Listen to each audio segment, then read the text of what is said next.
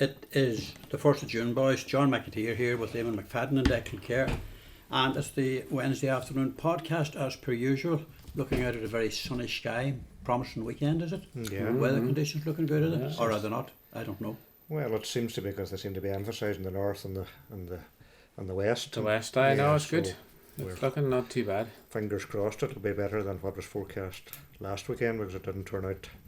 There wasn't much heat. No, it was. But at least those Better. queuing at Dublin Airport, if it so happens, they're going to have covered and seating and toilets and everything else for them And the holding pen. in the holding pen. I mean, I can Donegal imagine. fans were heading to Clonus and grateful and in great expectation, anticipation of a big victory. Mm. Think about the poor people that queued at Dublin Airport. 1,400 of them missed their flight. Yeah. Things have gotten very, very, very It's, muddled up.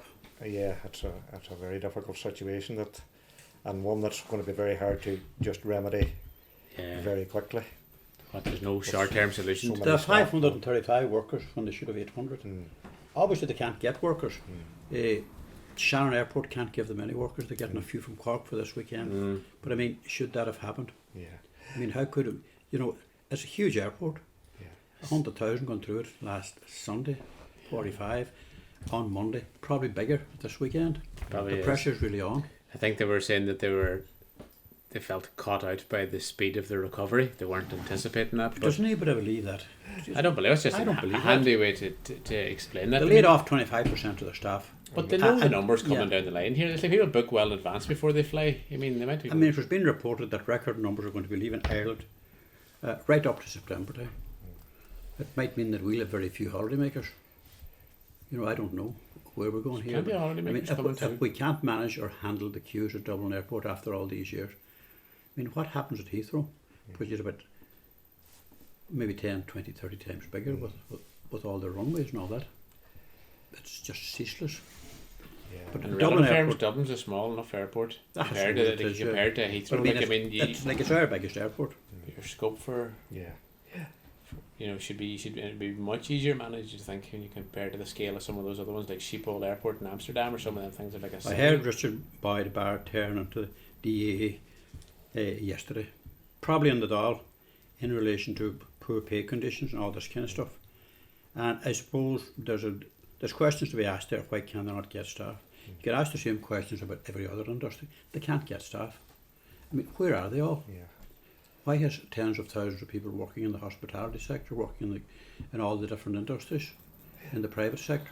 They've all seemed to have vanished. And I don't buy this stuff that they made so much when they were getting 350 a week. I don't buy that. No, lots. I mean, we're familiar with lots of people that went out of the hospitality sector and got jobs I know even in the health service. You know, Mhm. during that. I know somebody in during the their service stay. industry did Quite the a, quite a same. number. I know that, and obviously are not going back to the hospitality sector after getting into the.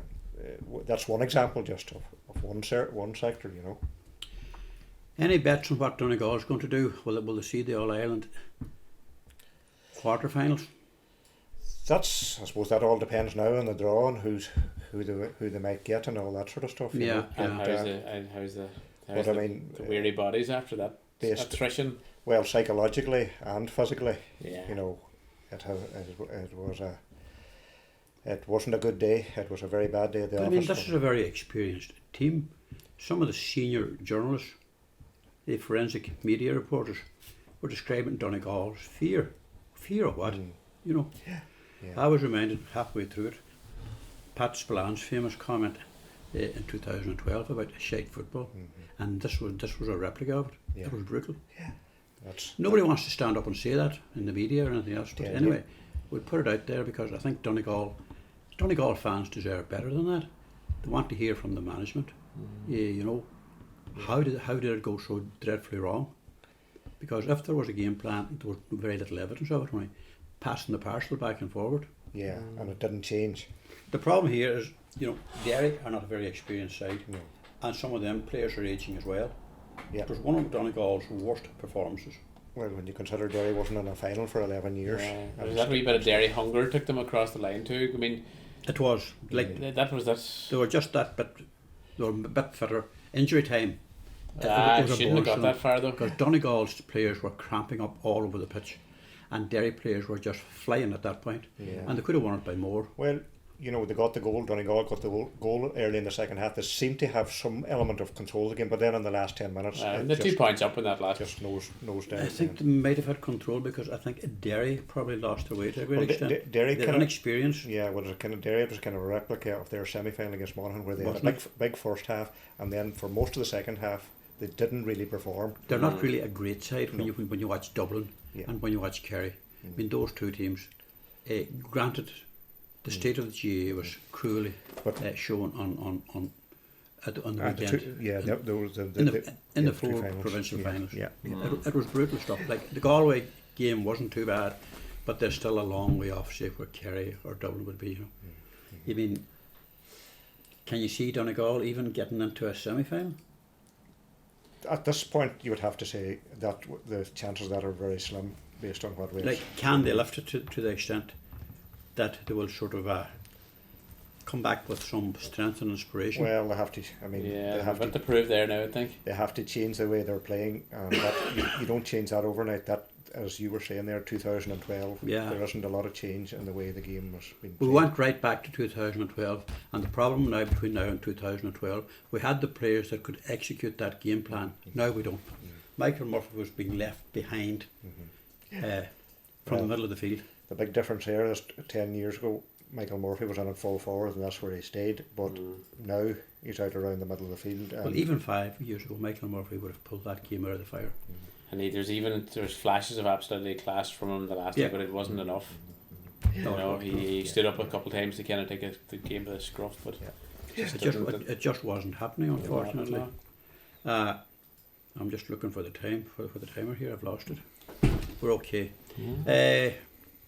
Eamon, we're going to talk about Tristan Friel. He was the 5-year-old child that we did the lead story on last week with cystic fibrosis. We believe there's some renewed hope of getting funding. Yeah, just getting the drug.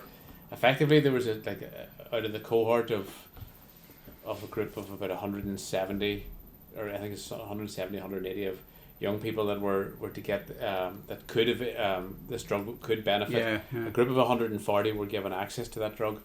There was a small group that were under 11s that were excluded from that. He was one of those 35, and this is considered quite a wonder drug that can really help alleviate their symptoms and give them a much better quality of life. So you can only imagine what that would mean to someone as young as Tristan. He's only 5 years old. But Stephen Donnelly announced today now that an application has been made to the HSE to have them included on this. And so that's something they're looking to, and I suppose not fast track, but he said when the same application was made for the 140 kids to be given the access to the drug, that it went through pretty quickly, and he's hoping that would be something that's the case again this time. So at least there's a bit of light on the horizon. Well, you for hope them. that there's a bit of light there because, you know, young child like that, 5 years of age, the quicker he gets that drug, the better quality his life is going to be. Yeah. His lungs, his breathing, and all of that. But plus the trauma of them being sort of excluded, if you know what I mean, because of a kind of a technical issue more than anything else. Oh, totally. So it's hopefully that's one we'll be reporting on in the next few weeks. Where there's Declan, we're looking at a story you did here. The green light for the Letterkenny draft plan. Finally. Yeah, well, it's going to public consultation now after a long, I think the last couple of years, there's been a number of issues there in relation to the lands on the south side on the lake side, and obviously a couple of other areas in relation to floodplains in the centre of the town, and the councillors weren't happy with the designation that was being given to them, and they wanted them at least left open as potential for development, and hopefully that the infrastructure would come along, or flood mitigation and those things could be used to push things along there. So after a long process, those issues that the councillors were pursuing seem to have been now resolved in terms of going to the next stage in terms of public consultation anyway. And I suppose, listen, it still has a long way to go, John, but it's got. Like, is there a fear that if it does get to the next stage, that further issues will be raised in relation to flooding? And like, there's no big town in Ireland that's not built on a floodplain. Not one of them. Even Dublin City is built on a floodplain. Yeah. That was the nature of how they came to be. That's the Waterways nature and of all how that. they came to be. Yeah. That's why is there such a crux, such a divided opinion. I'm not going to criticise officials nor members. I would rely for most of my information from a balanced point of view on a man called Lawrence Blake. He was a former town councillor back in the day, and he would be a spokesman for that group. And he has been appalled by the delays, because there's money sitting there. Yeah. There's no issues with money. All of the projects in preparation for it have been completed, and when Irish Water gave it their approval, that the council never really did expect that to happen. Yeah. But why would officials want to object to the south side of the town? You know it probably better than I do. Yeah, That whole area. When you look at the whole town in an overall context, I mean that is the area that, for balanced development, it's the area that you have to be looking at, and in terms of access and all that. Yeah, and I mean, as you say, John, the money's there in relation to a bridge and everything else to push that on, and really it's the only part of the town that it's underdeveloped in terms It's of the most lopsided Yeah. landscape of any town that you ever see. When you consider the amount of like even out the dual carriageway, the amount of industry in that there, you would speculate that should be shored up with residential areas and things like that, and it's not. Letterkenny is going to need 3,000 houses in the next 10, 12, 15 years, maybe quicker. And with all the housing crisis issues that we have, I mean, it has to be an area that has to be pursued with, Do you see this progressing now at some degree of haste compared to the delays we've had? It's very hard to. That is very hard to say. That is very hard to say whether other issues will come up now Through the consultation? later in the stages now through the public consultation. Or Michael McBride's quoted here as saying that the amendments to the plan that the elected members had been seeking have been made, which allows it to go to public consultation. He said we had a couple of workshops and meetings recently, and changes that we wanted have been included. So it will go out to public consultation, and then the report will come back to us for discussion then again. They expect It will come back to them. Will it not come back to them as well for further decision? Oh, yes, sir. Yeah. Well, and then It's going to be a good crack, that. yeah, and then there's probably September, or maybe later. It'll probably be later than September before they come back before a full plenary meeting. How long does it be out for? Just some months? Three months, is it? Yeah, something like that. Yeah. But are many people other than the interested parties, are you that pushed that you're going to go and see that development plan, or would it make any sense to you when you did see it? Well, I suppose it's a big. I'm presuming that the councillors have a fair fist on these things because they're dealing with them all the time. Very much so. The councillors, the majority of the councillors there in Letterkenny seem to have a forensic, knowledge of the ins and outs of that, and they've zoned in on those 3 or 4 issues that have, and they have kept and insisted that they be at least included in the draft. But at the end of the day, does it not make common sense what the councillors want to put in place for Letterkenny? Absolutely. I mean, when you look at Lawrence Blake and his criticism of what has happened in the town in the last 20 years, it's very, very hard to disagree with that. Yeah. Letterkenny has not developed as it should do. In the last 20 years it hasn't developed very much. There's precious little industry has come in to Letterkenny or big jobs announcements. Yeah. The town is dilapidated after the COVID. It took a fair hit. Town centres and town centres in terrible shape. And I lived in Letterkenny for 11 years. I'm not going to say I'm popular in Letterkenny because I know I am. I'm sure Kieran Brogan's listening to that. Does he agree with the new town plan? Yeah. Don't answer that. As far as I know. We'll move on here. The planning board's approval for a Crease Lamass. This is another handling. Another one there. It was there was a Signal Infrastructure Ireland had plans to put in so this is quite an interesting one, a Pine Tree multi-user telecommunication support structure up in the place Devlin, Bar, Ballyconnell, Creaslam. That's away up near a pine tree. A pine tree up near up close Artificial. to the Muckish. Yep. Artificial.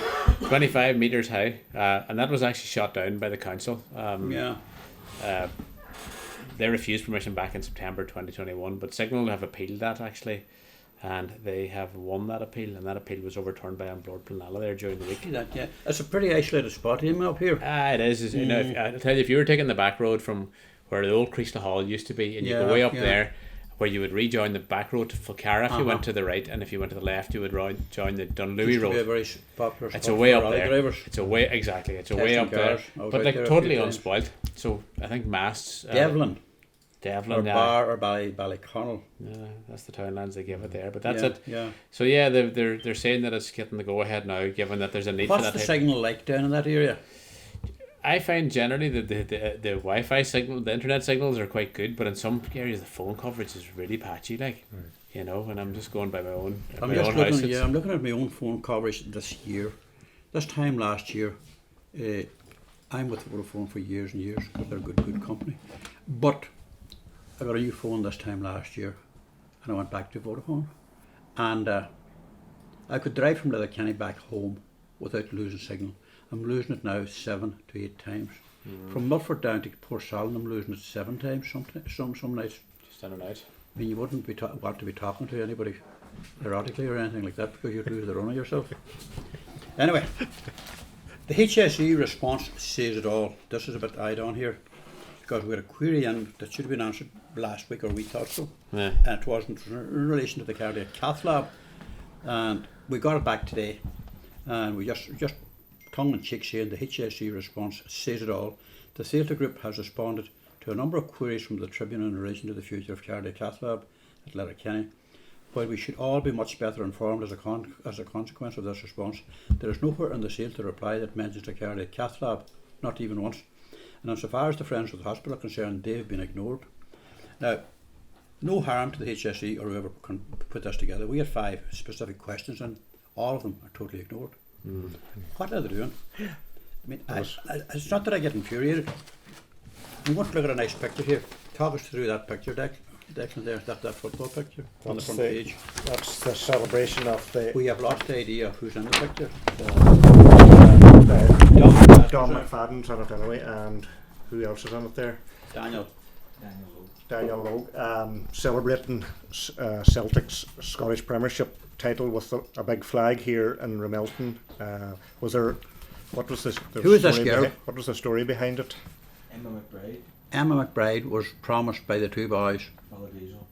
Philip Diesel if Celtic won the championship, which they duly did. Prize And that's more valuable. they had to fork out. I mean, are they smiling or frowning there because she's loving the moment? Happy enough looking. Philip Diesel worth a fair bit at the moment. Yeah. So fair play to you boys, well done, and well done to Celtic as well. We're going to look aiming at what Frank Kelly retired from Just the a quick Christmas word Day on Frank. Centre. Yeah, this on these. Yeah. There. So after 26 years, Frank Kelly has retired from the Creasla Day Centre. Now the Day Centre is a real hub of the community in Creasla. Always was Thriving there now. And Frank was one of the first 4 people to ever start to work there, and he just retired there. Now he retired nearly 2 weeks ago. I know that he wasn't around at this for any official thing at the end. I think it was because he had to be a bereavement in the family over in England. But last Friday night, anyway, he thought he was going out for a meal with the family, and lo and behold, they had arranged that they have a quick stop into the day centre last Friday night, and Frank got out to go on and just check on something that they'd asked him to check. When he came in, there was about 30 of all his friends and family and colleagues and the whole lot giving him a big surprise, a well-deserved thing as well. Lovely. Like I know Frank, Aye. a lifetime of service to the community in Creasla. Aye. Well done to you Aye. for writing it. 2 new mayors, Liam Blaney and Donald Kelly. Yeah. Fianna Fáil are flying high this year. That's their year. Yeah. And part of the party. I'm delighted to see Liam Blaney. So that's the first Liam's first time to be It met. is his first time, yeah. to Long overdue. Yeah. He's there, what? 20 is he? He's there 20 years. Yeah. And he will be a very, very, very good. Yeah. He is a Cahiria. And for the Kelly family too, the Yeah. fact that Manus was Yeah. earmarked for it in this year. Yeah. So it's nice now for Donald is a very proactive councillor, isn't he? Donald Hard Kelly worker. has done very well since he's come in there over the last year, and Yeah, he's looking forward now to the honour of being Letterkenny's first citizen. We are going to move on to the front page story. There's a cool reaction to the 30 million for the post offices. That's 30 million that's been announced this evening as we speak. Hildegard Naughton, the junior minister with responsibility for post, is standing up in the I think she's in a joint Earths committee meeting right now. But 30 million is a lifeline for the post office network. Postmasters are anxiously waiting for the finer details to emerge because these big figures sound great. It's over 3 years. We'll have to see what the service plan is going to be, because and Post has been hemorrhaging money. They're introducing some bank services there. Bank of Ireland came in there, but there are complaints from postmasters who are not in the IPU that the revenue from it is quite small. Their take on it is that the bank is making all the money. You know, they would argue that the Bank of Ireland is making $1 billion a year, and fair play to them. And your average postmaster might be getting €20 a week, €25 a week out of that. Probably doing a fair bit of bit of paperwork as well. Yeah. But Tom O'Callaghan, a close friend of mine, and the Independent Postmasters Group have hammered this has been a sticking plaster solution. But it's all there in the Tribune. The belief is that the postmasters will get $1,000 a month extra. But the reality here is that the salary element of their income has been cut from the 1st of January. So you have to balance one with the other. Postmasters don't talk to the media for reasons that I'm not going to go into in public, but they're not allowed to. I don't think that's very desirable. But the reality is that we're going to lose our post offices. We have the potential of a community banking system as they have in New Zealand and in Sparskon in Germany. Hugely successful. The one in New Zealand, it returns a profit of about 100 million a year back into the community, a bit like a credit union thing, except that the post office network is totally integrated. Now, to put that into proper context, you can get a car loan for 1%. You can get a car loan for 1% for the first 3 years. But all of that money is invested back into communities from where it came. Why can't we do that? I mean, can we hear from Charlie McConnell Lowe and Piers Doherty and Paddy McLaughlin, and Thomas Pringle, Joe McHugh? Joe McHugh's still there, is he? Right, that's it for this week. We're away. Good night.